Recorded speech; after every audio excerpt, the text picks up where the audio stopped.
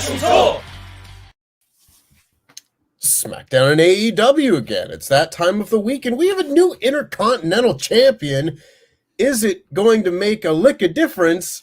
I have absolutely no idea, but we will see. If you want to have your opinions on the Intercontinental Championship and Smackdown and Rampage read out for that matter, you can send in your Ultrachats. Everyone that is more than $5 will be read out on this show before the end, and it will be sent in to WrestleTalk.com/support. So make sure you get those in before the end of the show if you want your comments read out.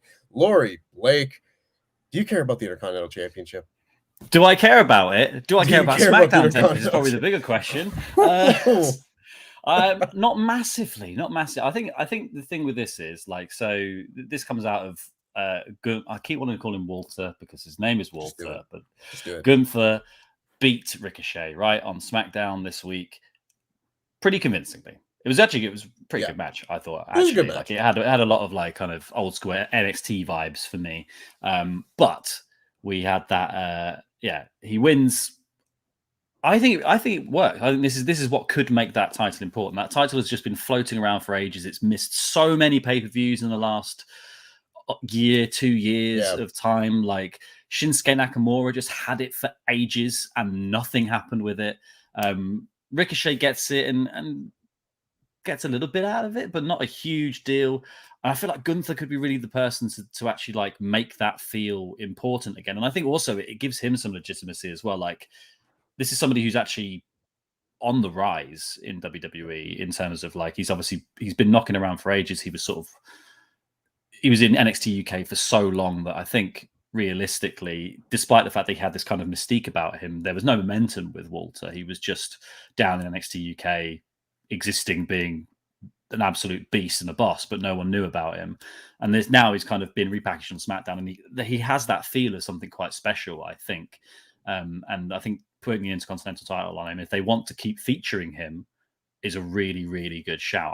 I think it's the best decision that they've made for a long time regarding that belt, to be perfectly honest with you. Right.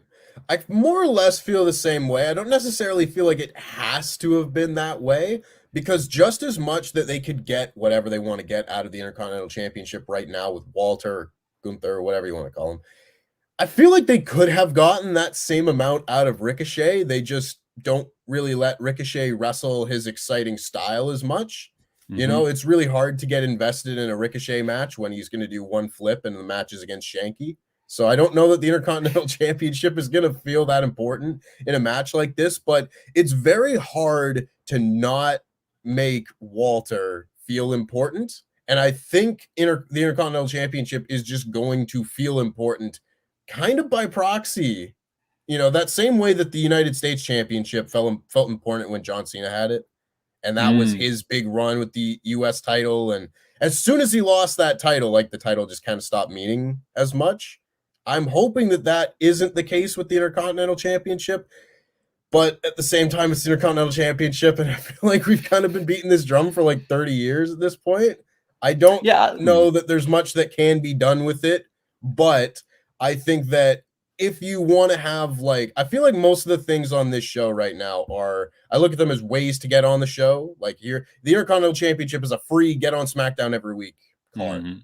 And if you're going to assign that to Reigns not around at all, especially without Roman Reigns at the table right now. But if you want to hand out that card, here is your free get on SmackDown every week card, I don't think there are many people I would rather see that card in the hands of than Walter. Yeah, and I think you're completely right about him making the belt special, because like you said about Ricochet, I think Ricochet is a fantastic performer, and they never use him to his full potential.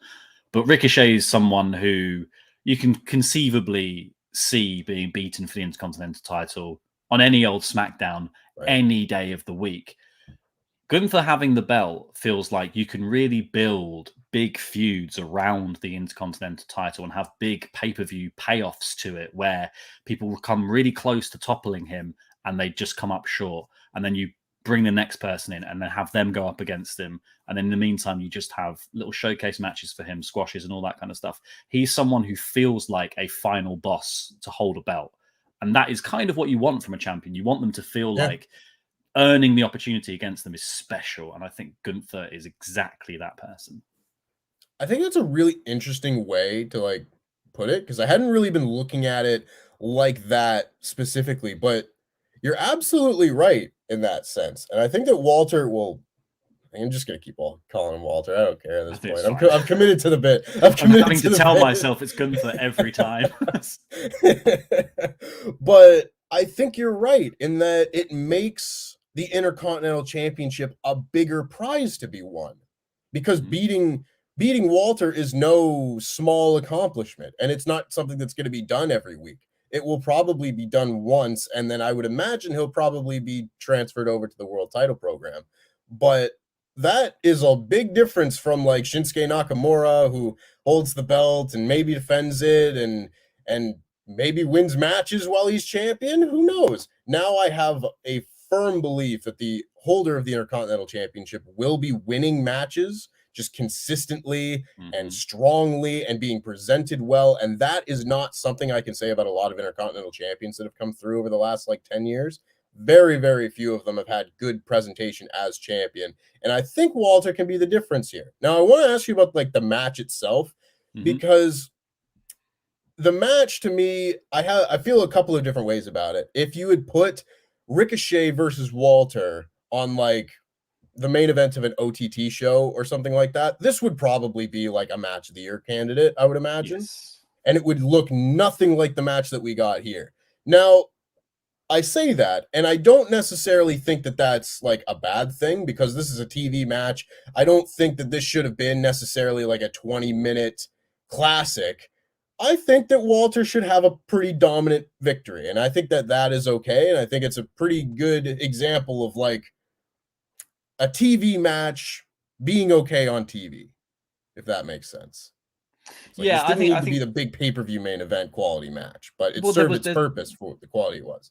There was nothing really going into it. You know, right. there was no real animosity between the two beyond the kind of there's the belt on the line. Yeah. That's it. You know, like I would love to see this spiral out into Ricochet goes off for a bit and comes back for the IC title, and then they have the 20-minute pay-per-view match worthy of the two people who were there. But I thought they both managed to get enough of their stuff into this match to make it feel interesting and make you kind of hungry to see Ricochet versus Walter in a more kind of long form pay-per-view style match at some point down the line. Like I really do think, even though as soon as I saw the billing, I was like, okay, well, Walter's winning the title here. Brilliant. I was at least able to suspend my disbelief enough to believe that Ricochet there was a slim outside chance that he was going to pull through and win the match. And I think they both did a fantastic job of telling that story through this. And I think, yeah, like offensively, it all worked really well. Like this, you know, Walter's whole thing is that he just chucks people about and he slaps the absolute crap out of them.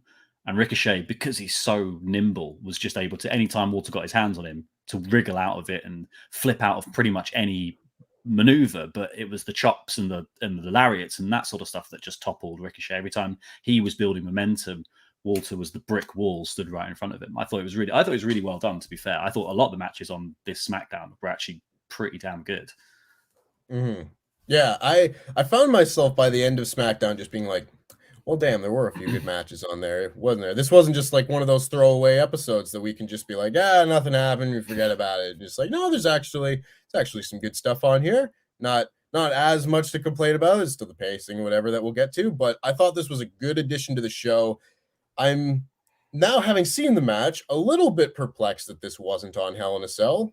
You know, like, If they wanted to have like a 20-minute pay-per-view match, I could maybe understand that killing the flow of the show a little bit, and maybe they'd worry that would take heat off of the main event or something before the injury maybe. But this was like a solid match that I think would have slotted into Hell in a Cell just fine, and I don't think it would have stolen the show or it wouldn't have killed the show or anything. I'm just like, why was this not a pay-per-view match? It would have made it because it's the Intercontinental title, Tempest, and they don't put that on shows. But why not? We could change that. I think that's the thing. I think that hopefully this is going to be the case, and I think, like you said, it's this. I think it hopefully changes the trajectory of the Intercontinental title for a lot of performers as well. Like, I think the thing with Walter is, like you said, Walter's going to win this, and this is a stepping stone for him. When Walter loses this belt, Walter is going into the main event scene. Every other person really who wins the Intercontinental title, as soon as they lose that, they go into the tag division, which, as we all know, is basically the swirling vortex, at least the plug hole. And if you don't get into the tag division, you go into the 24/7 title picture, which is even worse. But that is basically what happens to most other people. They just get paired with somebody random. They go into some random feud. It doesn't matter. Hopefully, with Walter winning this, and then if he steps through into the top title scene, that sets up a path for other people to follow in the future, and hopefully that just trains. I think the way WWE book things is like they're just like, well, that just worked just last week, so we'll do that now again as much as possible. So if it works with Walter, they'll just try it with the next person, person, and you've got this brilliant ability to build people up against him. Yeah, I think you're right. I think that this will be a real opportunity to both build up Walter and the Intercontinental Championship, because to me, the Intercontinental Championship has really just kind of been like a chair in a big game of musical chairs, where when the music stops, okay, maybe you lose the chair that was the Intercontinental Championship, but you just go and find another chair. You just go and find a new rival or a new program or something like that. But it's very rare that you will see someone like stop playing that game of musical chairs and go over and play a different game, which is then, the game that the actual main event players are playing, and I very much hope that is what happens with Walter, because I don't see that very often. Yeah, WWE always I think WWE always just treats the Intercontinental title as if it was an exclamation mark rather than a sentence.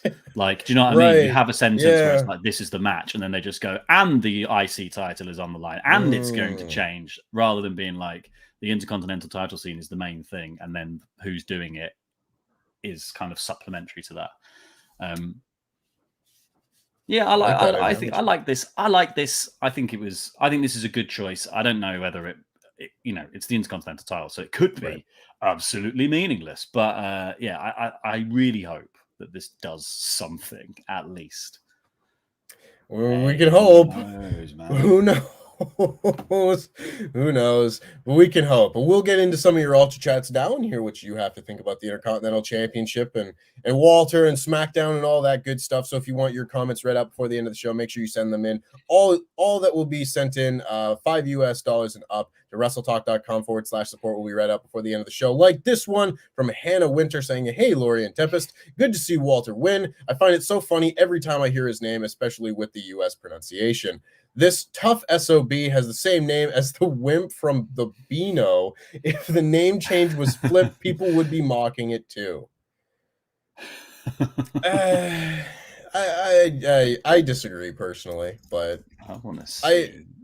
I've had a lot of folks in the last 6 months say that Gunther from Walter is a lateral move, but personally, I disagree. I think Walter is a better fit for him, and maybe that's just because I saw it first, but I feel like when you look at him, I'm like, yeah, that's Walter, just a big Austrian man that's gonna chop me, and his name is Walter.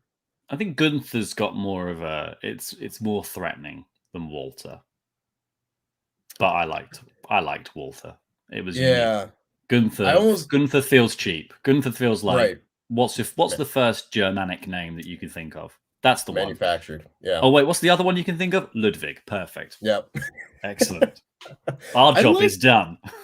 I liked the way it worked though, where Walter it wasn't a threatening name, but he was like the most threatening wrestler in the world. Like Walter is just the name of like your great uncle, it's just an old man name, but then you've got this man who will kill you with his hands, and I don't know, I like that. I feel like Walter White was hiding pretty hidden depths as well, so maybe it is a friendly name. Maybe it does herald the psychopath. maybe Charles Berg says, so sometimes I like to swap the first letter in wrestlers' names, first names and last names. My best friend does this with every name that comes out of anyone's mouth. He does that. If you say like Ludwig Kaiser, he'll be like Ludwig Kaiser, and he'll just say it quietly to himself, and like all of us will just try and tune him out. But it's every name. Sorry, I went off on a tangent here, but this is This really hit home with me. And he says he likes to swap the first letter of wrestlers' first and last names. Last night on AEW, there was a wrestler named Matt Fitchett. So yeah, that's unfortunate. Also good for Walter, even though WWE gave him a very silly name. He still chops like Walter. Take care. You're right, he does still chop like Walter. And that is a very unfortunate one. But I like Matt Fitchett, and I look forward to reviewing his match later in the show. Because I have things to say. And finally, before we get into the rest of SmackDown, the last Ultra Chat for right now, from Hector Rodriguez says, I know Tempest has his YouTube channel, but hey, Lori, do you have a little side project like a channel, or is WrestleTalk just your main thing? At the moment, just my main thing, because it's tiring and I can't be bothered to do anything else. When I get something, I'll let you know. But at the moment, it's a lot of work. So yeah. There's a reason that I have not posted to my YouTube channel in a long time. It's because this job is a lot of work. It's more work than it looks. We'll get into the rest of your Ultra Chats before the end of the show. Of course, send them into WrestleTalk.com/support if you want to have your comments on SmackDown or Rampage read out. What did you think of the Will Ospreay match on Rampage? Let us know. We'll get into all of it. So, the rest of SmackDown. We had the opener, that being Drew McIntyre and Sheamus in a Money in the Bank qualifying match. And now when this match was announced, I was actually pretty excited because, it's Drew McIntyre and Sheamus. I've seen it a lot. It's not like a new match, but they typically wrestle well together, and it was a match that had stakes. Any match that is a qualifying match, I'm just immediately looking forward to because it makes me think that the wrestlers will wrestle the match, making you want to believe that they want to win. And then we got this match where these two just, I guess, decided they didn't want to be in Money in the Bank that bad.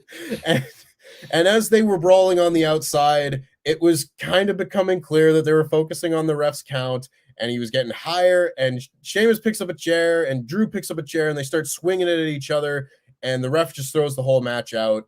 And at some point, they say that they got counted out. At some point, I want to believe this was a double disqualification because they were both swinging chairs. Yeah, but with WWE, you never know. They might just call a DQ and no contest and have no reason given. So both guys get DQ'd or counted out, or they both lose. Neither man qualifies for Money in the Bank. And then afterwards, Drew McIntyre and Sheamus separately both walk into Adam Pearce's office and be like, well, you're going to put me in a match. And he's like, well, you didn't win. He's like, yeah, but you're going to put me in the match.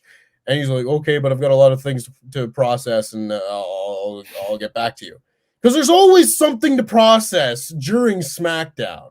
There's always something going on. Why aren't you watching the show? That's the last time you want to be processing. Yeah, you should be organizing things before the thing starts. Like it was like when Kurt Angle was always on his phone when he was general manager. It's like, what are you doing now? He's texting his son. And, yeah, you know what I mean? Oh my god, it just drives me absolutely crazy. But apparently Sonya Deville never let Adam Pearce in on the fact that all you need is a jacket, and then no one on the roster can touch you. So maybe he just needs to put on the jacket before Drew and Sheamus come in the room next time. And I hadn't even gotten into the bit where I'm totally perplexed by why the babyface got himself intentionally DQ'd or counted out or whatnot, and then was intimidating the authority figure into giving him what he wants. I didn't mind it. I didn't find it to be very babyface-like, if I'm being honest.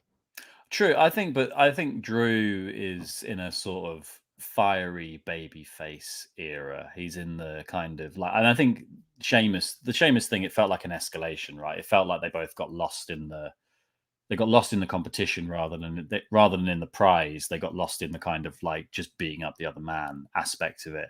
And because they've had such a sort of history over the last couple of years, I think it really worked as part of this kind of match that they both started out going really hard on each other, first of all, and then Drew turned the Beats of the Bodhrán around on Sheamus, which then caused Sheamus to do a Future Shock DDT, which then causes Drew to do an Avalanche White Noise. There was this kind of cascade of disrespect happening in the match as they both started to be like, well, I know you really well, but also I'm going to use your own stuff against you.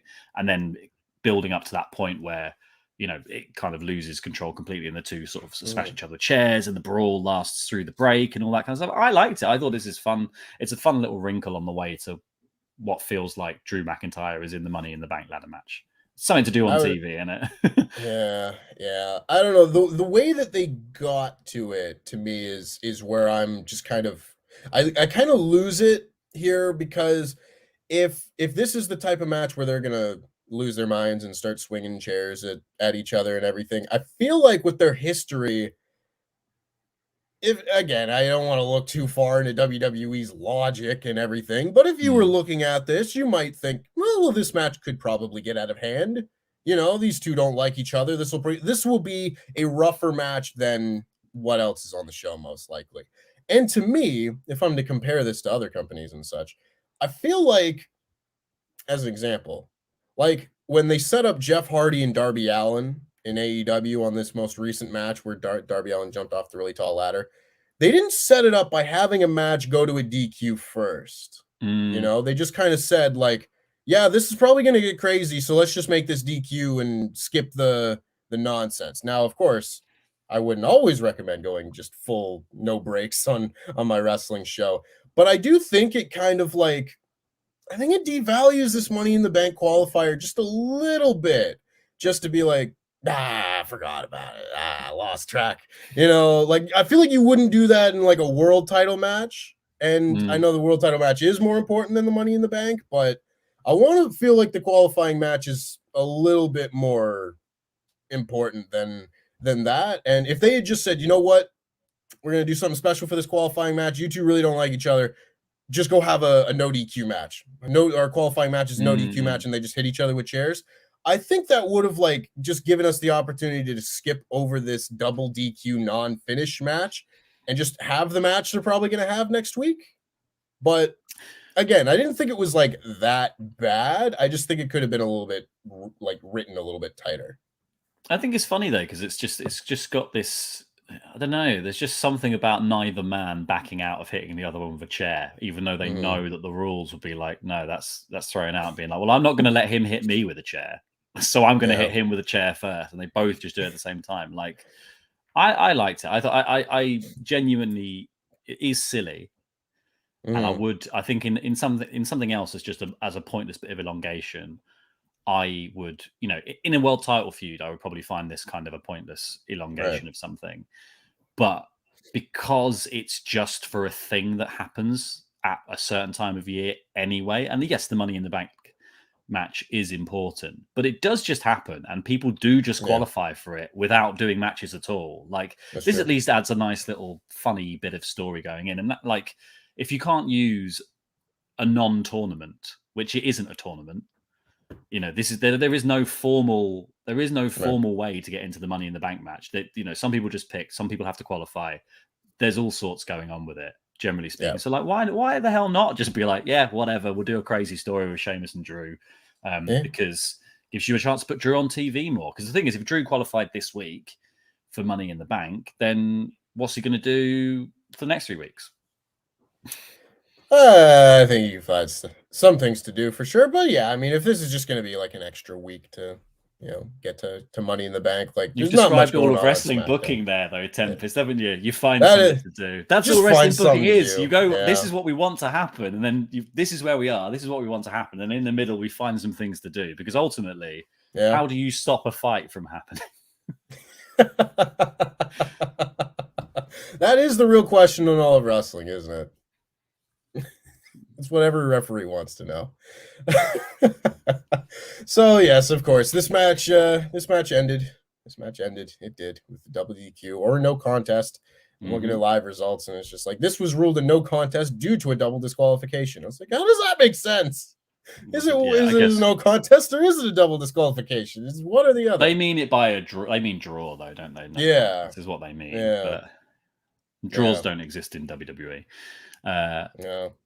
But regardless, we got a lot of video packages and stuff. We got what I thought was a pretty decent little promo from Lacey Evans before her match, with Xia Li, another Money in the Bank qualifying match. And this one did have a winner. Xia Li also cut a little promo. She called Lacey Evans a whiner. And then this was a fairly short match. Lacey Evans won with the women's right. She is a babyface. There was some debate over whether she'd be on Raw or SmackDown, whether she'd be a babyface or a heel, but she was definitely a babyface in this presentation. And we'll see how long that lasts until they change their mind. But she's qualified for Money in the Bank. I think that was pretty much the clear choice of these two. Well, yeah, I mean, it was the choice that WWE were always going to make. It's exactly. Not the more interesting choice. Xia Li is far more interesting performer to watch than Lacey Evans is, but I feel like fine. Like this, I don't know. There's something even more like I feel like when she was sort of the sassy Southern Belle, she was sort of like a woman out of time, almost like we've just transported this woman from the 1940s through time and been like, now she's also a wrestler. And now she doesn't even have that. She's just, what a bland character that is. Well, she's got a lot of trauma, and that gains her sympathy. And I think she's done well with her backstage promos, at least. Yeah. And again, like, as I said, when the backstage little vignette promos of her telling her story started, I think that they're really good. I think that Aleister Black's backstage vignettes were really good, and they also led nowhere. So vignettes are great, but I need to see what kind of comes next. And we haven't actually seen anything on the TV show just yet, but I do think that she should be a babyface. I'm not sure how anyone thought that was a heel character while they were doing those vignettes. Like, well, because Black was, I guess. Like, there is potential. The WWE always needles in on these things and goes like, "Yep, we'll twist that." Yeah, maybe. Yeah, I don't know. I mean, I say that this was like the more accurate or better choice or whatever. I only say that because Xia Li, I believe this is her third match since her call-up. And her call-up was like last June or last July or something like that. Like this is not big. She called up as a babyface too. Like Xia Li had a bunch of like, I am a superhero and I'm gonna help people. I am the great protector. The protector. Oh yeah. Also, I am protecting no one. No one deserves my protection. Also, I'm a heel now. So like, well, the debut of a babyface or heel new character is not set in stone whatsoever. So, I don't know. we got the aforementioned Drew McIntyre and Sheamus things with Adam Pearce. We got a video package highlighting coming soon the Viking Raiders, which was interesting to me. I wasn't aware that they had left. They're on the show like fairly regularly. I feel like this whole bit was mental because this was Ronda Rousey starts coming out for her entrance, right? Yeah. And then it goes to commercial mid-entrance. We then had the promo package for the Viking Raiders. We then see Sheamus go to Adam Pearce and talk about wanting to be put in the Money in the Bank match. Ronda Rousey's still in the ring making her entrance. We then cut away to a reminder that Natalya won the match to face Ronda Rousey at Money in the Bank. And then we come back to Ronda beginning to start her promo. And I mean, talk about anticlimax to be like, we spent 5 minutes being like, what will she say? And she's just like, my armbar is very good. Natalya's sharpshooter is not good. Yeah, she's right. And then immediately Shotzi comes out. It's like, okay, cool. I do not understand putting these bits in like mid flow. Like it seems weird to like just why doesn't Rousey just come out while these things are playing and then be like, Ronda's in the ring, she'll start speaking. Yeah, because I think WWE hasn't got like I think WWE wants to have the pop on TV when someone's entrance music hits, and then they want to have them talk, and they're like, but why are we wasting time showing them walking down a ramp? Best to cut away. Yeah, I really would like to know who is in charge of WWE's formatting. I don't know who that is. I don't know if that's a Kevin Dunn problem. I don't know if that's a Vince problem. I don't know if that's a Bruce Pritchard problem or what. But like this show gives me a migraine when I watch it because of exactly what you just said, because it doesn't just stop there either. Ronda makes her entrance, and then they go to their promo package, and then they go to Sheamus, and then they go to commercial, and then they come back and they go to another promo package and another recap, and then they throw to the Natalya thing, then they do the promo, Then she's interrupted, and then they're like, "Oh, let's do this match right now." Then they cut to another commercial. They come back and they throw to more ad packages, more videos. It was like a half hour before Ronda Rousey's match started from when she made her entrance. It wasn't that much, but it was like 20 minutes. It was a long time. And man, because you've also got to think about the fact that like people are there live. Like I know we're watching it on TV, but like people are there live and just being like just listening to Ronda Rousey's. At least Ronda Rousey's music's good, but like you're just listening to that on loop over and over again. And then obviously she's just what she got to do in the ring while she waits for this all to happen. It's nuts. I thought, to be fair, I thought like the promo was weak. I don't think Ronda Rousey's not a good promo overall. And she's taken up sort of being kind of casual Ronda Rousey, I think, as well with it. Like I think before she was doing like mean face and that gruff voice and being like, I'm gonna beat you up and stuff. And I'm doing like a wrestler school version of wrestling. And then she's sort of now adopted the kind of I'm Ronda Rousey and I know I'm Ronda Rousey attitude. And it's really made her promos feel quite flat and quite bland. I don't think they're particularly they're not this, my arm bar's great and your sharpshooter's bad. Is like, that story naturally evolves from the match anyway. We didn't need it spelled out, and we didn't need it spelled out badly. So then when Shotzi comes out and she's doing a bit more of the kind of wrestler style promo, it's at least an improvement on Rousey. But once they actually got into the match, I was like, this is quite good. I thought it was completely dead for me before they actually started wrestling. But I thought the amount that Rousey gave to Shotzi here was really good. And I feel like Shotzi put on this kind of, it felt like the stakes mattered here, because even though it was just a match to get a title shot, it was just a championship contenders match. Like Shotzi went after it like she really wanted it and was hyper aggressive, really focused in on like trying to take Rousey down her own game. It gets confusing when we get to the end and Natalya comes. So Shotzi spent an entire match working over Rousey's arm, so Rousey can't actively do the armbar.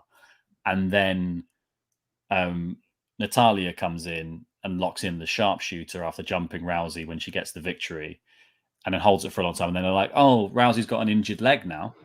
It's like, but her arm was already warmed up for you, man. Like, why wouldn't you have just communicated the idea that like what's going to happen at the end of the match is that Natalya is going to come out and attack Ronda Rousey's legs and back.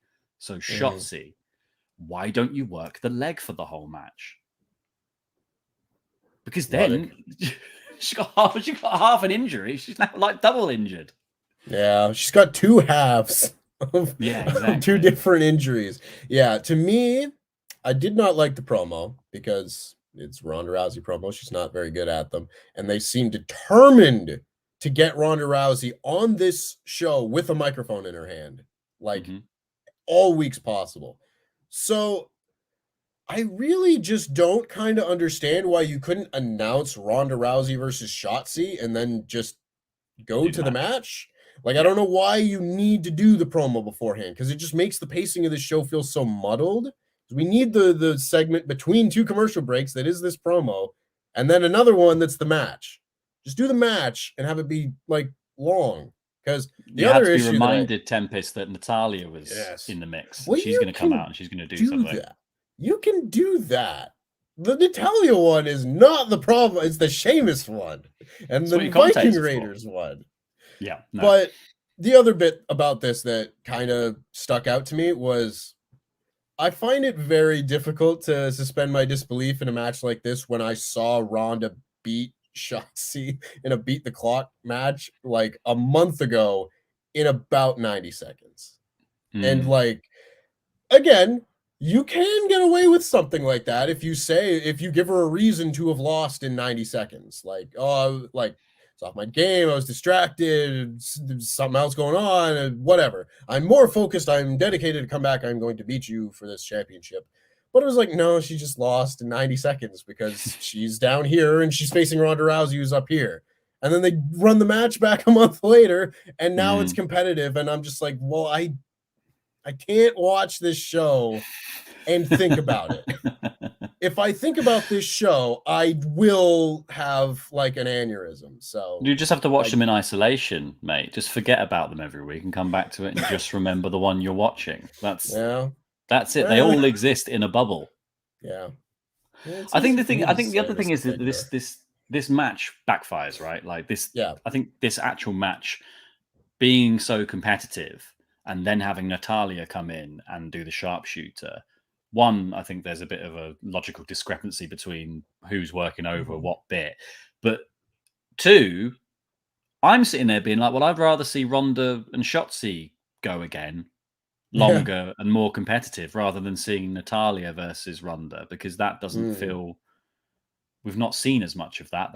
That doesn't feel as kind of cohesive as this thing. This thing feels like it... This feels like it was just about to sort of get good, and then Ronda just went into Ronda mode and was like, I win now. I pushed the win button. And she just did like 4 moves and was like, and now I've won.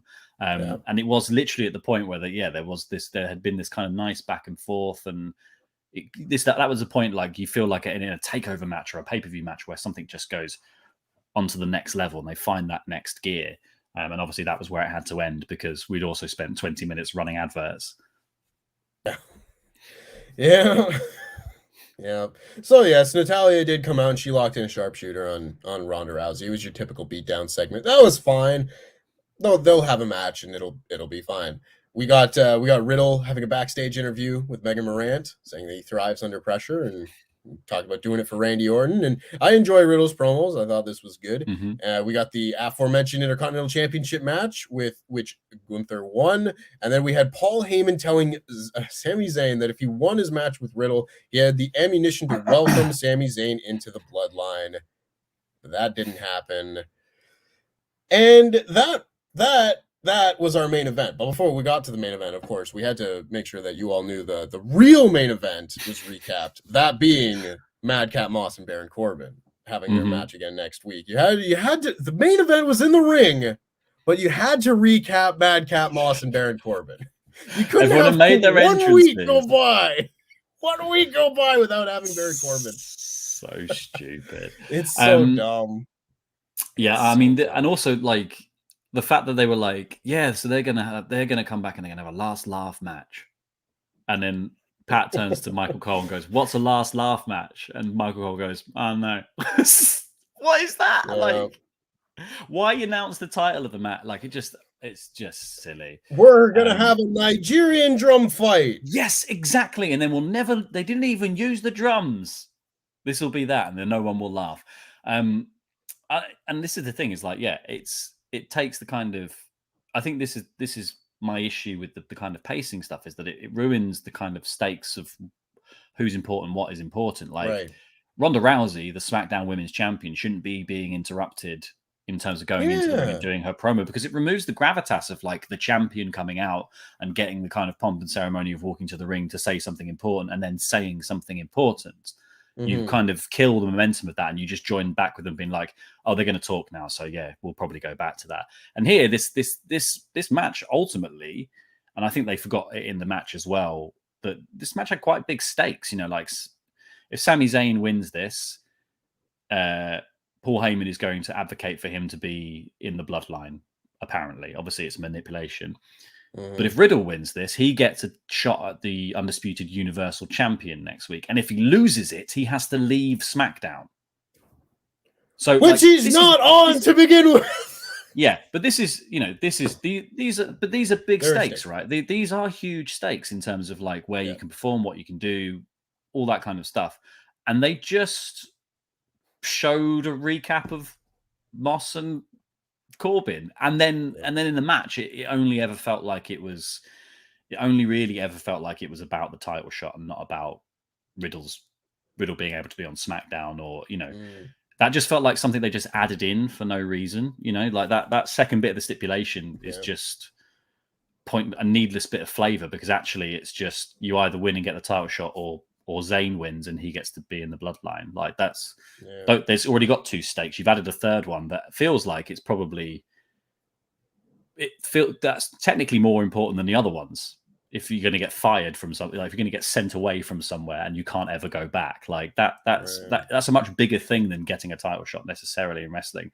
Having the title match in wrestling and winning the championship is bigger than being fired.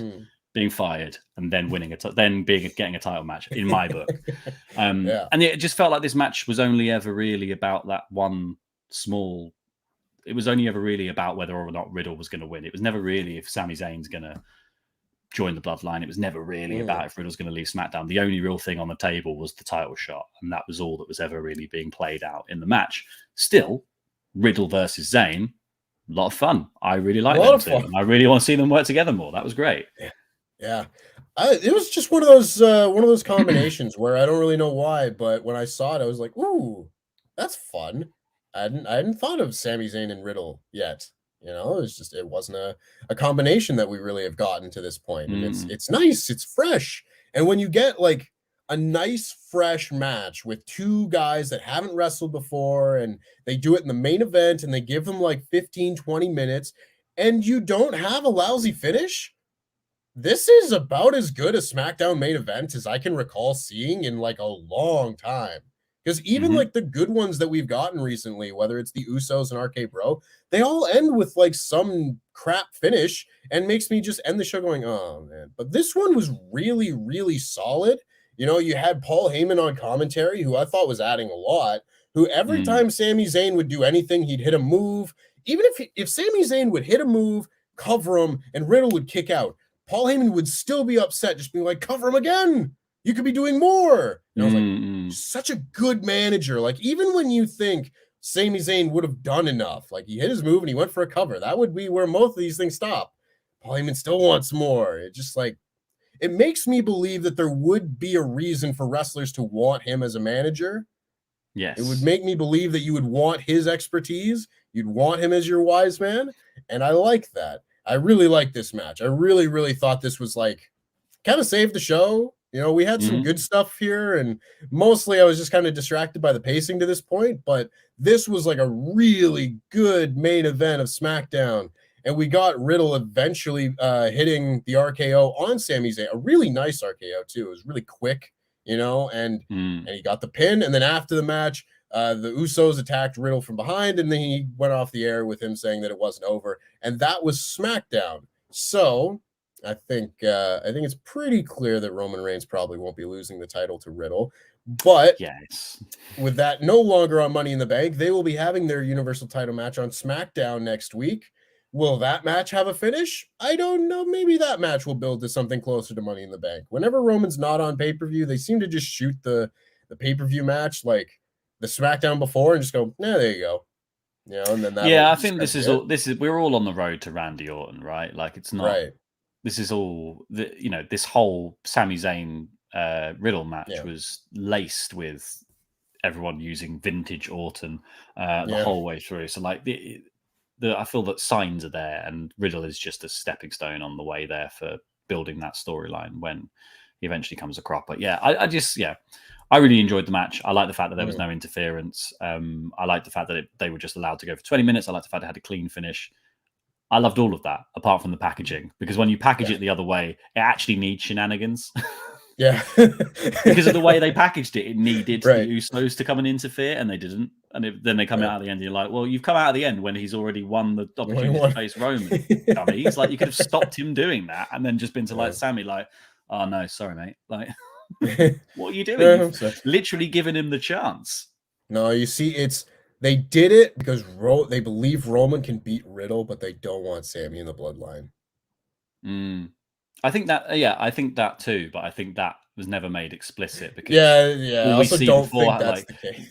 I think that is completely what they think is happening. Well, yeah, but we never saw the Usos interact with Heyman before the match to kind of clear that up, which absolutely should have been a thing. Like one moment between them where Heyman's, even just as Sami's going through the curtain and Heyman goes like, No. Yeah, Heyman just says to Sami, I'll be able to advocate for you being in the bloodline. And he turns around into the Usos and they're like, what? And he's like, well, are you not going to help him? And they're like, no. And then you're just like, okay, cool. That whole story's told then. Yeah.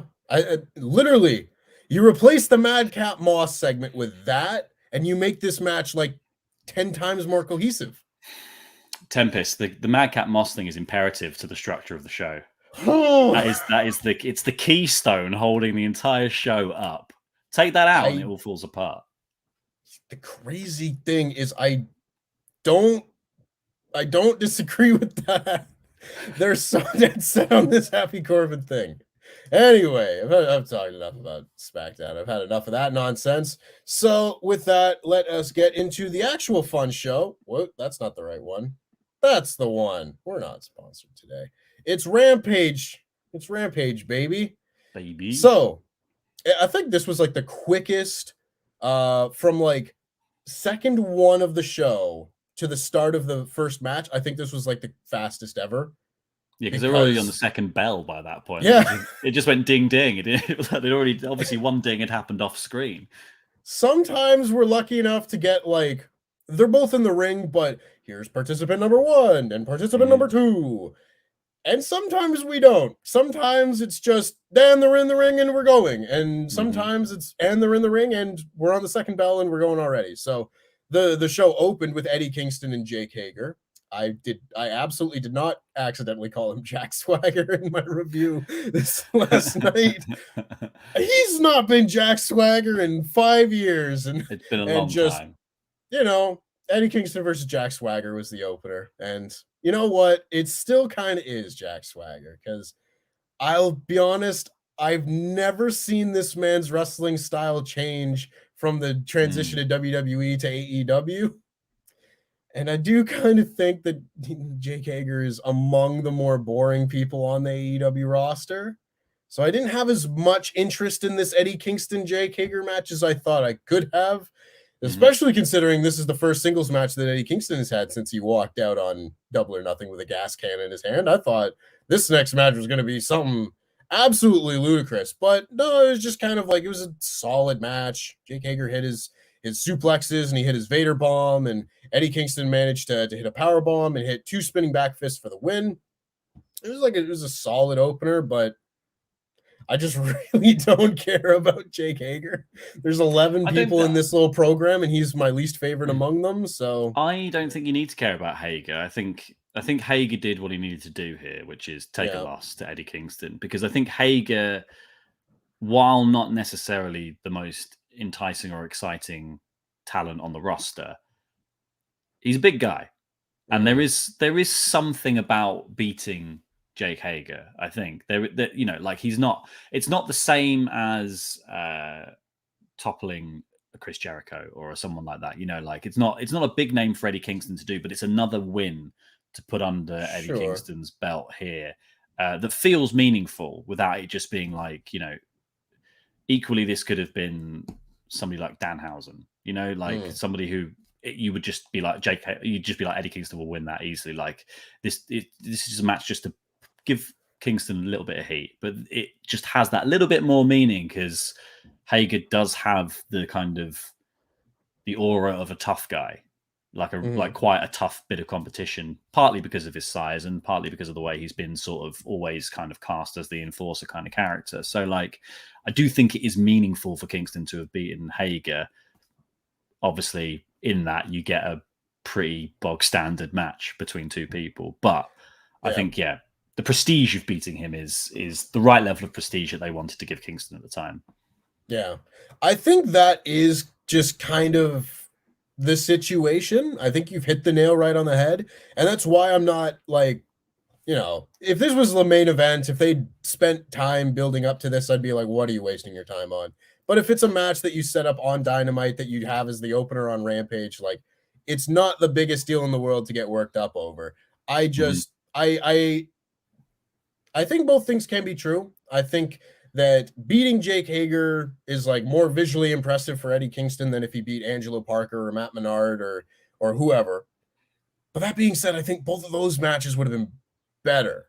Yeah, and that is just a personal thing for me. But there's a bunch of Canadian geese that have decided to start honking directly outside my window. You don't just call them geese where you're from. We do.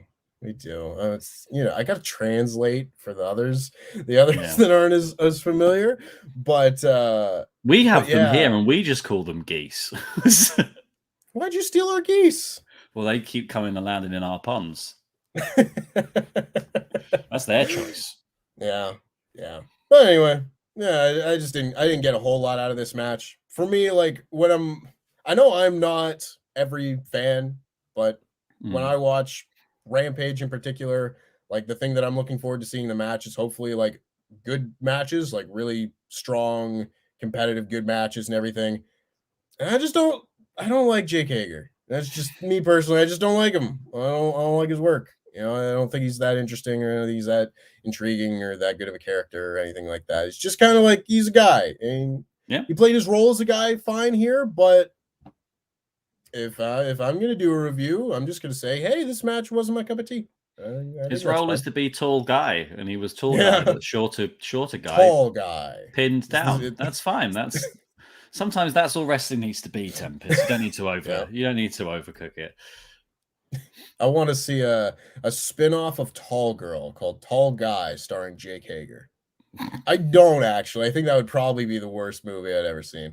Anyway, we had Britt Baker and the whole DMD crew talking about Toni Storm and said that the next AEW World Women's Champion was going to be someone from Team DMD. And I mean, I wouldn't be upset seeing Jamie Hayter like get a TV like World Championship match. I think that would be like really fun.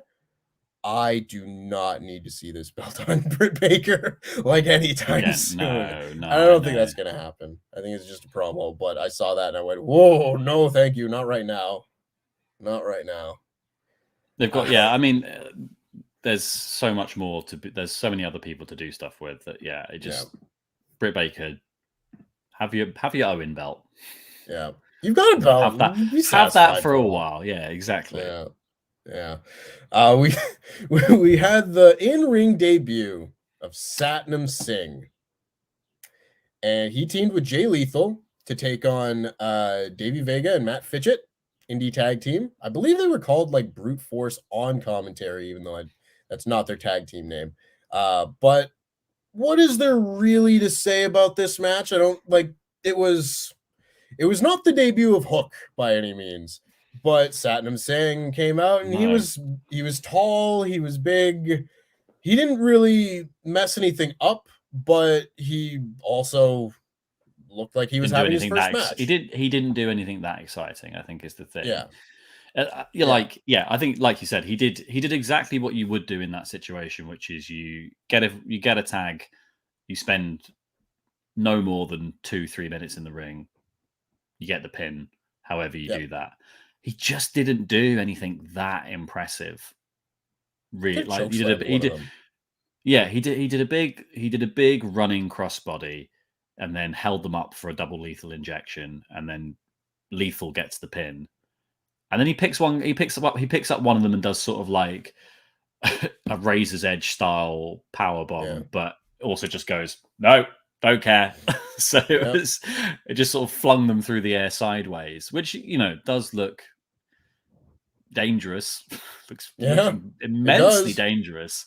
But it just didn't have that thing. Like I don't know. Like there's something about big guys where like even if I feel like they always need something more than just a choke slam and a power bomb because we understand that power bomb from someone being taller is more dangerous, is more painful because you are falling further. But like, I don't know, like people with bigger frames, I just feel like there should be something more impressive that you can kind of do, like some uniqueness to a move set, Mm-hmm. Yeah. I mean, what I had described this as in my edited review is I said this just past the threshold of like acceptable. Mm-hmm. Like I didn't watch this and say like, this is like the most unacceptable match that I've ever seen. It wasn't like a 5-star match or anything. It was a guy having his first match and it was a tag and it just happened to be on TV. And it's like the same way that I review a lot of these like NXT 2.0 matches where I don't really expect more than like a 2 out of 5 match in this situation from the people. but I expect more than a 2 out of 5 match from the show, if that makes sense. Like, I expect a better quality of product to be on my television screen than what I'm watching. But I don't blame the people directly involved, because I'm not gonna expect Satnam Singh to do more than this, but I just also wouldn't book him in a match yet. You know what I mean? Like, what do you do with him next after this? But also because you've got 2 other shows under this one that he could have done this match on at any point, and then turn up on Rampage and had his first Rampage match, first Dynamite match. Like, who cares? Put him on Dark. Put him on Dark Elevation. Like, if this is what it did, I think it's completely fair to say that you expect more from the show than from the performers in the ring, and I think there are other ways to have made this feel a little bit special, because I think because of the brevity of Rampage, generally speaking, stuff is just dispensed with. It's so expedited that you do just sort of lose the meaning of this, and there was no room in this match because of how quick it needed to be to really have much pomp in the entrance, to really have a build up to Jay Lethal tagging him in. Jay Lethal just immediately turned around and was like, all right then, this is happening. And then it was just squashy. That's all fine. But there was a little bit of ceremony around this would have made it feel a bit more special and a bit more unique, and drawing it out of the audience, I guess, here might have made the tag in feel more important than it actually was.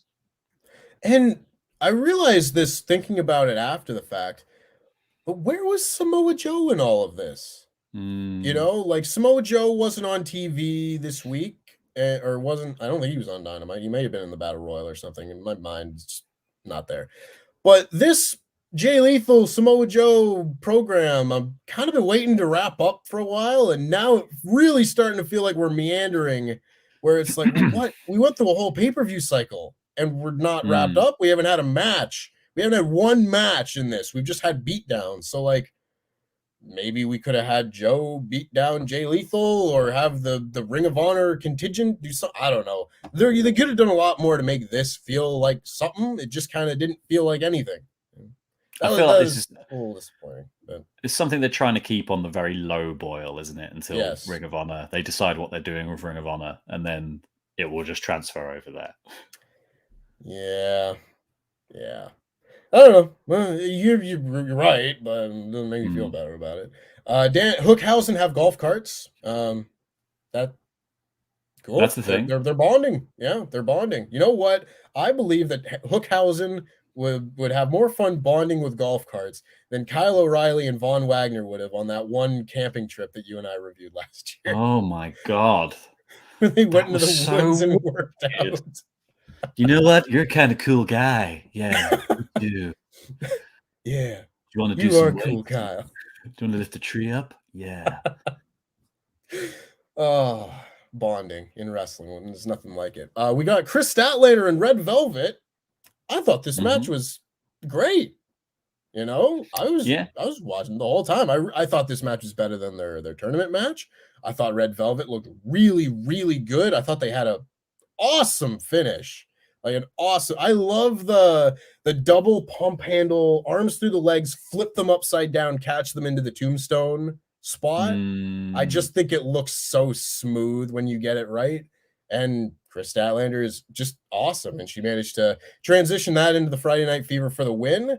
And then after the match, she was attacked by Kiera Hogan. Anna Jay tried to come down and make the save. She didn't really help that much, but Athena then came down and she was held off by the referees and the officials and everything. And it seems like we're either going to be getting the 6-woman tag team match in the near future, or we're going to be getting maybe Athena versus Red Velvet, or Chris Stat versus Kiera Hogan, or different combinations that I keep bringing this up, but someone had a really good idea for AEW to have more women's factions earlier this year. And everything that I said in that video is happening now, and I feel very vindicated about it. Just more combinations of trios wrestling each other, because how many more times now have we seen the baddies get on TV because they're together than we would have if Kiera Hogan was just by herself? We would never see Kiera Hogan. She'd have one match thrown in every once in a while where she would probably lose and have very little character work. And now she gets to develop every time that we see her on TV. And that is just Oh, it's my favorite thing. I'm so happy now seeing these two that can keep developing characters and their in-ring style and everything. And they don't need to win, but they're on TV regularly now. They feel like bigger stars than they were 6 months ago. And I like that. I like that a lot. I like that Chris Statlander got the win. I think Chris Statlander might be the one to beat Jade Cargill. I think she might have the better shot over Athena at the moment. I think they definitely could be considering that turn of events now that Chris has sort of reached a sort of second level of, like, she's got sort of another half-life of push, I guess, like, and heat from coming out of the tournament. And yeah, I think she looked great in this match. I think Red Velvet, like you said, did really well as well. And like, it did seem very early on that this was going to be a little bit squashy. I thought when she countered the sort of she countered the sneak attack at the beginning with the wicked power slam on the outside, the gorilla press to the apron. It was just like, Statlander's a powerhouse, and Red Velvet's going to get 7 shades kicked out of her. And then Red Velvet started firing backbones, being kind of quicker and sneakier and hitting all of her cool stuff. Like, it turned into a far more competitive match than I'm expecting, but Statlander just looks so strong. So yeah, I think her beating Jade could be a really good shout. I think Tony Khan might just be weighing up who's more popular. You know, in a few months' time, it'll just be like, out of Athena and Chris Statlander, he'll just be like, whichever one he thinks is at peak heat, he'll be like, that one. Yeah. I think that very much could be the case. I think they might look at it and say, hey, we want another AEW original to hold a belt now, so maybe we just go straight to Chris Statlander, because she's just awesome. You know, and I really love seeing how she has been able to develop. I like her new look, and I really like that Red Velvet seems to be, I don't know if more comfortable, because she never felt uncomfortable before, but she's kind of hit another gear as a heel, where now that she's just allowed to cheat, she's just like, you know, able to unleash so much more right now in her matches than when she would do something maybe a little underhanded and people would start to boo her, and not really supposed to boo her in this moment, and it makes the match feel a little bit disjointed. Now it just it's perfect, you know, it fits. I think this feud will be kind of, it could be one of those, we're destined to do this forever, like Chris Statlander and Red Velvet just kind of always have that little bit of history that they know they used to be friends, and they'll go apart and come back together, because I really enjoy watching these two work together. Yeah, I think they're really great. They got fantastic chemistry, and this is, like this could have felt like it could have just been any old match, but it could have just been a very easy squash on the way to setting up a trios match. You know, like this was essentially to get to a beatdown angle that sets up probably a trios match, but they put a lot into it to get us there, and I really, really like that. Yeah, I did as well. Thought it was I thought it was the best match on the show to this point. Anyway, we got a video package highlighting the return of Miro, and then we got a promo from my boy, my proud Canadian representative, Ethan Page, letting us all know that he believes in Ethan Page and he prays to Ethan Page. And I'd like you all to know that I pray to Ethan Page before Hockey Night in Canada, but after my Tim Hortons breakfast. There's a long stretch in there. I got to make sure I got time for prayer. And this, of course, led to, well, it will lead to the Miro and Ethan Page match that'll be going on Dynamite next week, which I'm very looking forward to. I'm very much looking forward to that. And if Ethan Page was wrestling anybody but Miro, I'd probably want him to win, but it's hard to cheer Miro, man. It's Miro. I want Miro to destroy him. I want Miro to eat the whole AEW roster. I want it. I want him to be world champion soon, like soon-ish, but like I want him in the pipeline for world title reigns. He should have one. But this, of course, led to the main event. We had FTR and Trent taking on Aussie Open and Will Ospreay. Will Ospreay and Aussie Open, of course, making their AEW debuts. I was not expecting Will Ospreay to lose this match, but that is what ended up happening. This was kind of your. Get it. It was I don't understand that decision at all. But this was a decent length main event. It was a 6-man tag in AEW, so there was lots of near falls and lots of great tags and action. And Trent hit a acai moonsault and he tweaked his knee, and that more or less kind of took him out for most of the rest of the match. I was certain that was going to play into the finish, but it sure didn't. Yeah. And FTR got a lot of really good interaction with Aussie Open. I'd like to see a tag team match between them two. I got to see Dax Harwood take on Will Ospreay for a period in this match. That is a singles match I would like to see on TV very much. And this match just kept going. They had a lot of good suplexes, and Will Ospreay hit an Os cutter for a near fall. He hit a 450 splash for a near fall. And eventually, everybody kind of like pairs off, goes to the outside. They're brawling, they're hitting dives and whatnot. And it comes down to Trent, and it comes down to Kyle Fletcher. And I thought for sure that Trent was just going to, maybe eat something, get pinned, hit a move perhaps, and get hit with Will Ospreay's hidden blade and just be like knocked out. Yeah. I thought that would be an awesome finish, but no, he just kind of hit strong zero and won. And I'm really perplexed. I mean, I would have guessed all 5 other people in this match would get the pin before Trent. Yeah, I thought Trent was there to take the pin. Yeah. And I think to me, this is just, I don't know, like, logically, I don't necessarily understand what this does to, like, I think you've got to imagine NJ, like, Forbidden Door is obviously a joint venture between AEW and New Japan. There is a sect of wrestling fans who are very highly schooled in what New Japan is and New Japan's history and who the people who compete on New Japan are.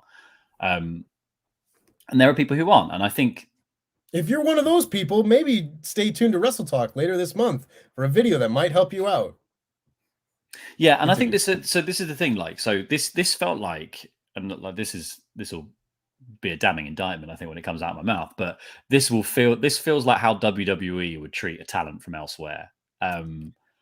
Because I think what needs to happen here, and I think you have the perfect out because United Empire are heels.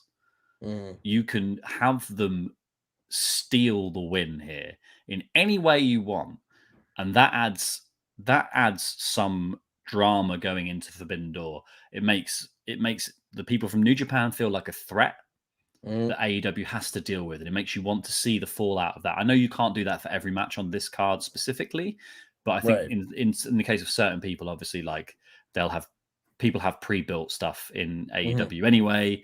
There are certain people who kind of transcend the nicheness of New Japan necessarily in the wrestling world. I think in this scenario, having the homegrown talent win doesn't make any sense, because what now? Why do I want to watch Will Ospreay? Like, if I don't know who Will Ospreay, I obviously do know who Will Ospreay is, but like, why would I want to watch Will Ospreay and Aussie Open at Forbidden Door now that I've seen them already lose clean to Trent and FTR? Like, you've devalued someone who you've literally spent most of the show saying that Aussie Open are one of the best tag teams in the world that aren't not necessarily signed to a major into a big promotion like AEW or WWE, but they, like you said, they're one of the best tag teams in the world. You've hyped up Ospreay as an IWGP heavyweight champion. It just doesn't make any sense to have them lose in this match, because it doesn't add any drama. This is you can draw a big freaking line under this now, because it's solved. There's nothing, like they don't need a match at Forbidden Door to run this back or do anything with it, because we've done this match now. The win is in the books.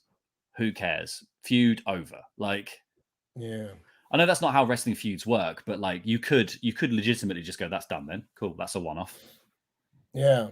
Because trying to think of like, okay, well, what are they actually thinking? What are they planning to do? Because I can't make sense of this.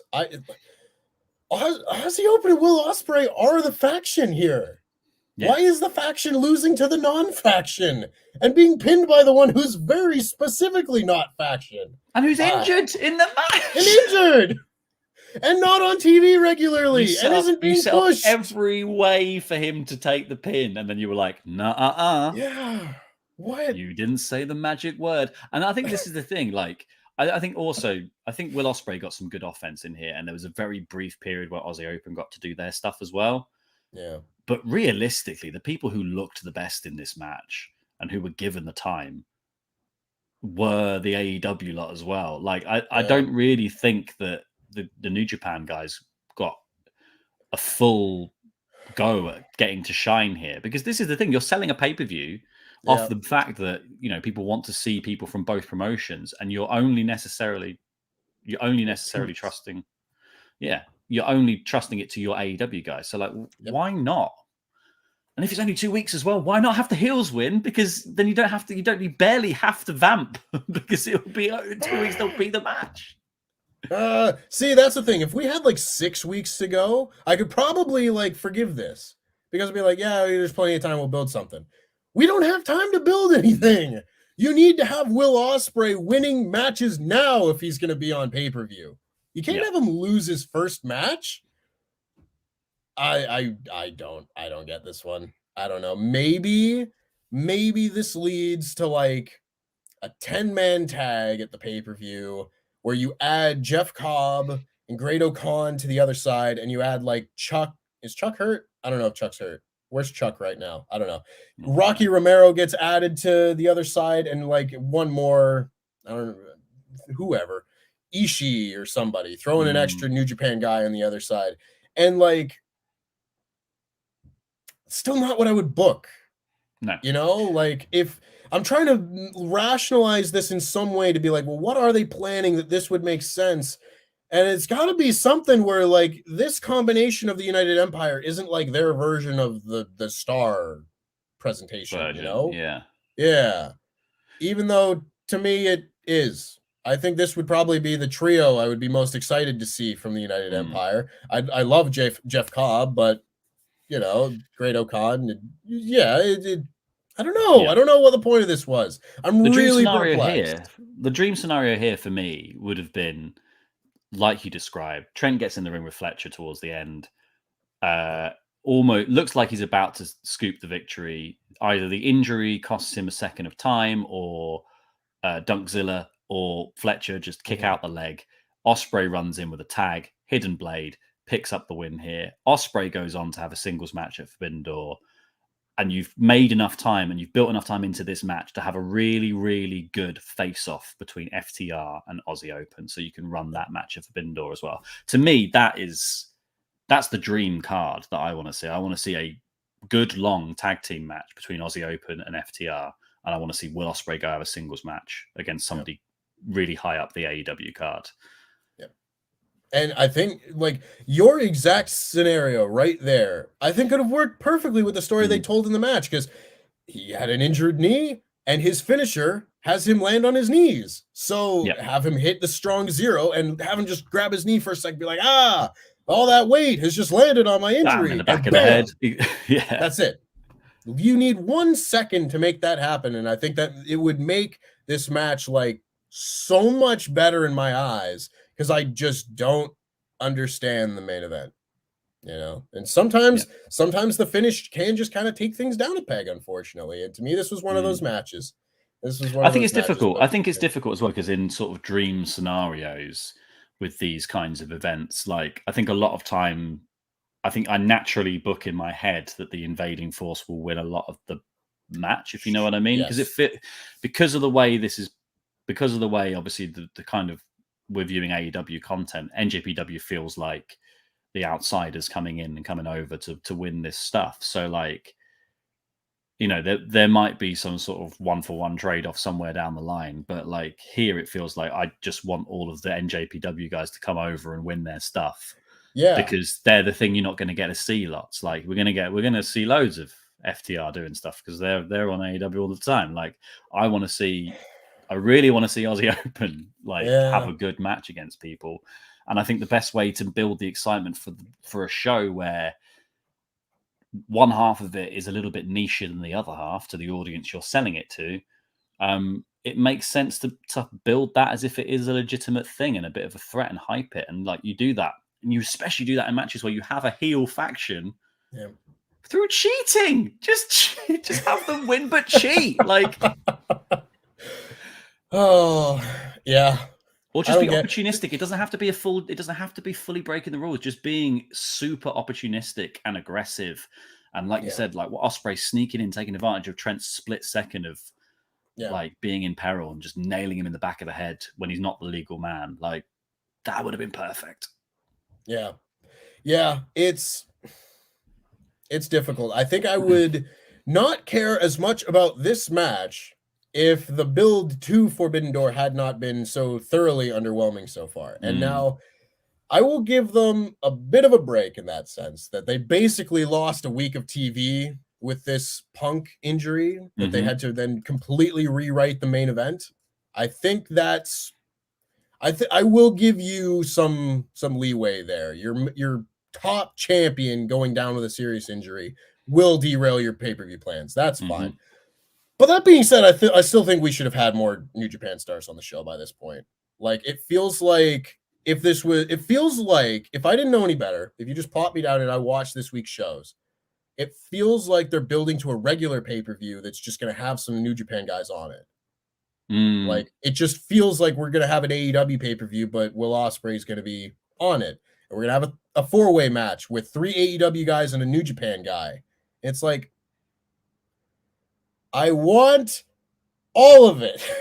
I want the New Japan AEW crossover pay-per-view that we've all kind of been dreaming about. And I don't want to sound entitled, just be like, I want my dream matches. But that's kind of what this pay-per-view, the point of this pay-per-view was, you know? And I don't feel like we're getting that. I'm not getting the vibe of like, this is just going to be a series of dream matches, and maybe it will be, but if it is, I think we could have had a little bit more build-up the last couple of weeks. Yeah, I think we do just need that, like, it's almost like there needs to be I know, like, obviously you don't want it to go crazy and be like, there needs to be an overarching story from, for this pay-per-view, but maybe there needs to be some sort of overarching story where, you know, there is just an element of, we have agreed that these titles are on the line, and we're putting our titles up against their titles, and that kind of thing. It's not just like our tag team champions versus their tag team champions, our world champion versus their world champion. It is a case of, we can steal their title for a bit, and that's what we're going to do. And then it just adds a little bit of a stake to everything, and everyone's got a reason for being there beyond just the idea that this forbidden door swung open. Because I think it's so vague, the idea of being like, I can come here now. Why have I? I don't know. Oh man, like, you know, why is Riddle going to SmackDown? Yeah, exactly. You know, why are they going to AEW? It's just like, well, the door's open now. It like, I expected the Forbidden Door to open and for New Japan stars and AEW stars to kind of like pour through it both ways at the start, like make it feel like as big a thing as possible. And it feels like the Forbidden Door just kind of opened, and like a couple dudes have just kind of like sauntered through for like 2 years. Like, I don't know. I don't feel like the Forbidden Door has changed right now. And I was expecting to have felt that way with 2 weeks to go before their pay-per-view. You know, if I was still feeling this way a month ago when they announced the pay-per-view, that's fine. You still got time. We don't have time anymore. We need to like ramp this up a little bit, because Forbidden Door doesn't feel that special right now. No. And that was a year and a half ago. This would have been the biggest wrestling event in my lifetime. Fantasy-wise, anyway. It would have been the biggest thing I could have ever imagined seeing in wrestling. And now I'm not very hyped about it. And what's that about? That's just nonsense. I think the thing is, I think the thing is, it will be good. It will be good, but it's just, it just doesn't feel like it has any stakes. So I think sometimes the brilliant thing about wrestling is that really good stakes and really good story can elevate a ho-hum match into a great match. So imagine what would happen if you had a great match with a really good story as well. Yeah. And see, this is kind of my closing point. And again, if I wasn't trying to sound entitled before, I sure will now. I think everyone's expectations for this pay-per-view are understandably very high. Like in terms of New Japan, AEW, crossover, should be dream matches. This pay-per-view should be very good. And I think just being like, the pay-per-view will be good. I think a lot of people are kind of expecting this to be like a best pay-per-view ever contender. And I think if it ends up just being good, it'll be disappointing to a lot of people. And that might sound entitled, but again, this is the same discussion we're going to have every time an AEW pay-per-view is just good, because they've set a high standard for themselves, and maybe they won't always live up to it. Maybe they will. Maybe this will end up being one of the best pay-per-views of all time, but hasn't been one of the best builds of all time yet. So that has me a little bit worried. So I think also, anyway, I think it's expectations, isn't it? I think it's completely fair to think that when one company's best people, like, you know, if any wrestling company has a sort of top percentage echelon 5 people who are brilliant, and you go up against another company whose top 5 people are the other 5 best people in the world, and you just want to put them together and to be like, that's the show. Yeah, you would expect that to be really good, wouldn't you? Like, and you would expect that to sort of feel like it was really important if you've got the best wrestlers over this side of the world versus the best wrestlers over this side of the world, who rarely do they meet in the ring for any reason. Yeah, I think you've got to make that feel important.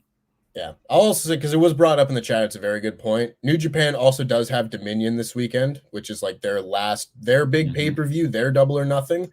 So I was not expecting to like see Okada before Dominion, but hopefully these last 2 weeks will have a lot more of that. But that being said, I don't know, maybe they booked their pay-per-views all too close together for this cycle, you know?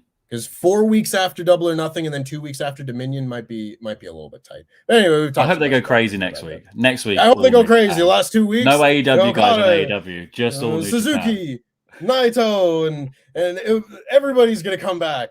Every single New Japan star is gonna be on the show next week, and we're gonna all look like idiots, and it's gonna be great. It was a decent episode of Rampage. Go out of your way to see the last 2 matches. Don't understand the finish, but still a good time. Before I get into the rest of the Ultrachats, let me just check to see if we don't have podcast shout-outs for June, because that would come first. And we do. I don't know if you have those open in front of you. No, I do not. I have no idea where they are. I don't know if you noticed, Tempest, I'm not on podcasts very much. You've done this before. They don't like me to talk at length. I like when you talk at length.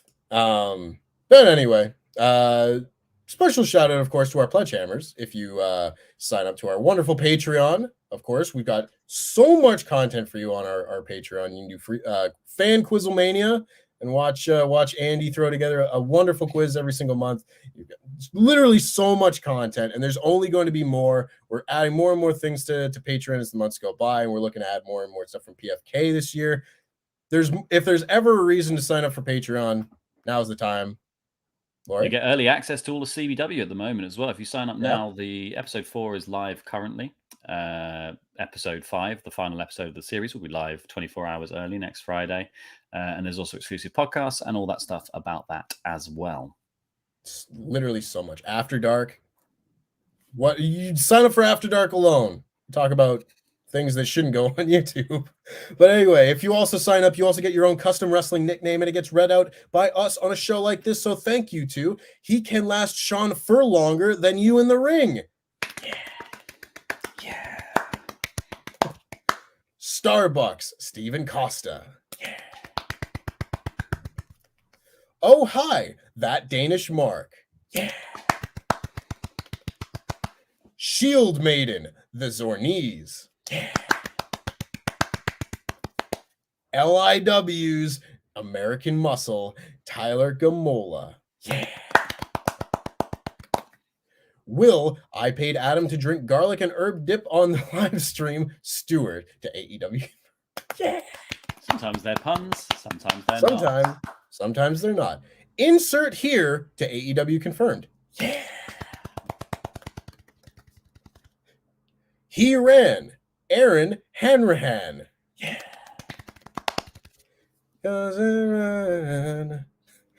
Smitten. Hanrahan. That's probably how Peter or Luke meant for it to be read, but you know, it's tough. Smitten. Aaron Smith. Yeah. Adam Bowser Bowers. Yeah. the Baker, Adam Cakebread. And finally, the Machine Gun, Alex Anderson. Thank you, of course, to all of our wonderful Pledgehammers, all of our wonderful donators on Patreon. And, of course, thank you to all of the people who have submitted their Ultrachats. We have a few left to go through before the end of the show, and this will be the last call. So if you have any of the last thoughts on Rampage or SmackDown, make sure you get them now. Get them in now to WrestleTalk.com/support. So we will wrap things up with the wonderful Adam Pearson donating to say, why do WWE insist on diluting their talent? I've seen Ricochet and Walter wrestle at PWG and tear the house down, whereas on SmackDown it was simply meh. Furthermore, what in the name of Davis is a last laugh match? Your guess is as good as mine, Adam. Don't worry, it won't matter. It absolutely won't matter. They're all the same. They're all the same matches. AO1012 says, late, but with Reigns on a lighter schedule, building up the IC title with a legitimate champion seems like an obvious path to take. Agreed. If you're not going to have a champion, make one of the other belts look important. Hector Rodriguez says, what was the frigging point of putting a "you're banned from SmackDown" stip if he's a Raw guy to begin with also? We sure Satnam Singh isn't just the great Khali reincarnated so he could stay in basketball. I swear if you come from another sport.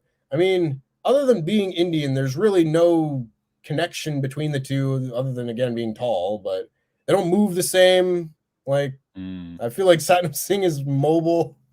We've not seen enough of. We've not seen enough of him to know anything about him at the moment.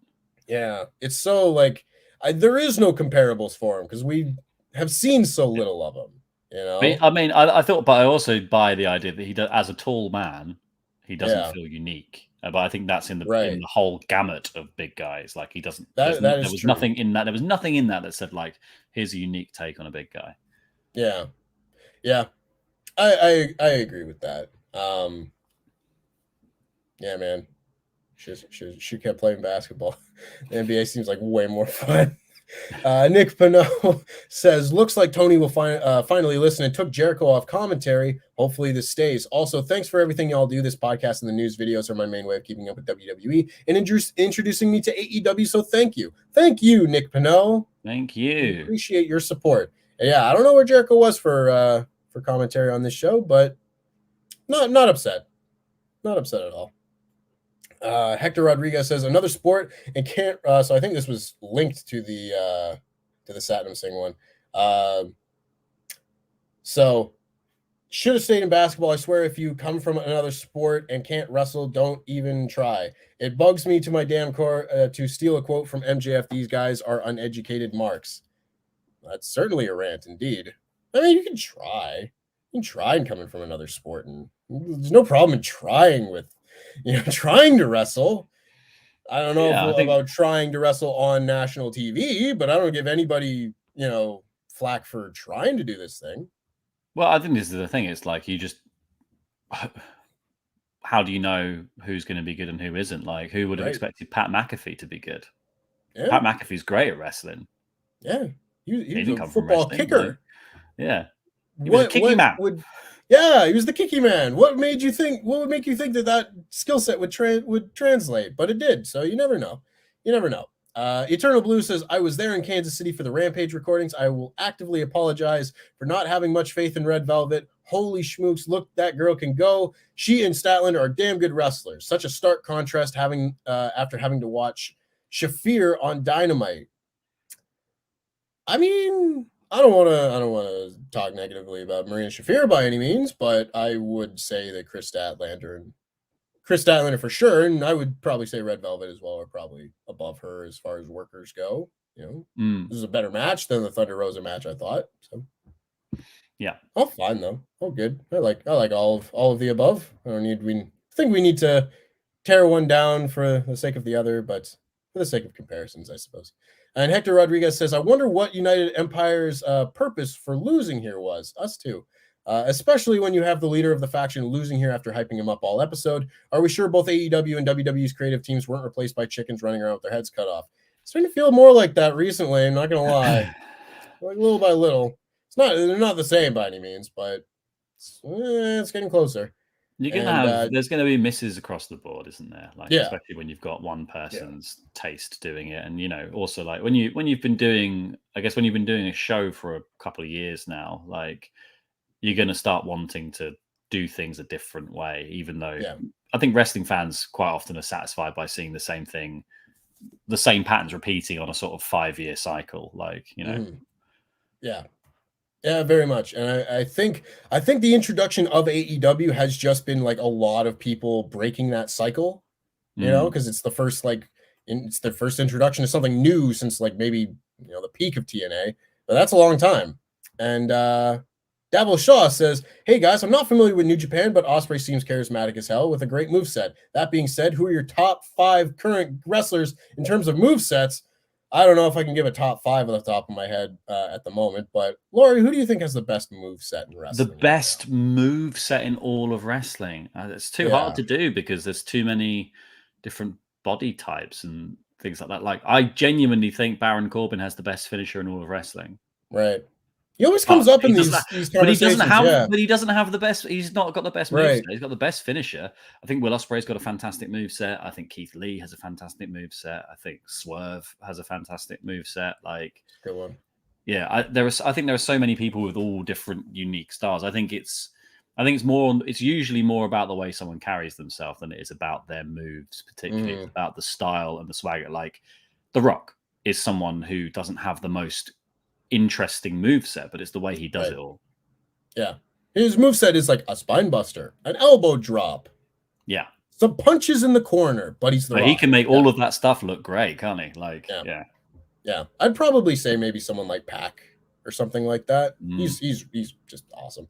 And finally, Timothy King has been a member for 3 months in a row.